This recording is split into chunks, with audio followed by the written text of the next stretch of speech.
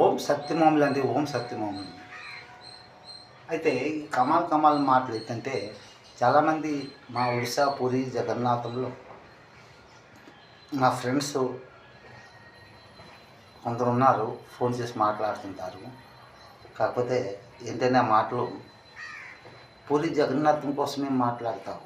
అక్కడ పెంటకోట చక్రతీర్థ రోడ్డు అటు బల్లి నడిసే కోసం మాట్లాడతావు. అక్కడ పక్కన కొత్తూరు ఉంది, ఆ కొత్తూరు కోసం మాట్లాడి అడవు. ఏంటి కొత్తూరులో మా పెద్దన్నయ్య కామేశ్వరం జన్మించాడు. అక్కడ ఏ వీధి అంటే మాకు వేటగాళ్ళు ఉన్నారు, ఎండయ్య గడ్డయ్య మా వేటగాళ్ళు ఉన్నారండి. వాళ్ళు బాగా మాకి బంధుమిత్రులు.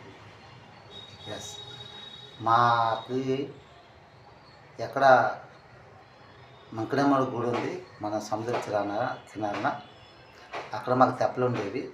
గడ్డయ్య ఎండయ్య ఆ ముగ్గురు వాళ్ళు వచ్చి పోటాడేవారు. ఇది కమాలమైన స్వర్గంలో ఉన్నవాడు. అక్కడ మా అన్నయ్య కామేశ్వరరావు తోటి తమ్ముడు గబల్ జయన్న ఉండేవాడు. కాకపోతే మా అన్నయ్య ఎక్కువ కాంటాక్ట్లో ఉండేది కాదు. ఆ జయన్నతో నేను ఎక్కువ కాంటాక్ట్గా ఉండేవాడు.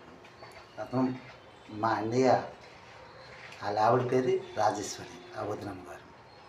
కమాల్ మాటలంటే దాంట్లో ఉన్నాయి. అయితే అక్కడికి ఆ ఇద్దరు అన్నదమ్ములు అన్నమాట దేవుడు ముందునే పెట్టాడన్నమాట.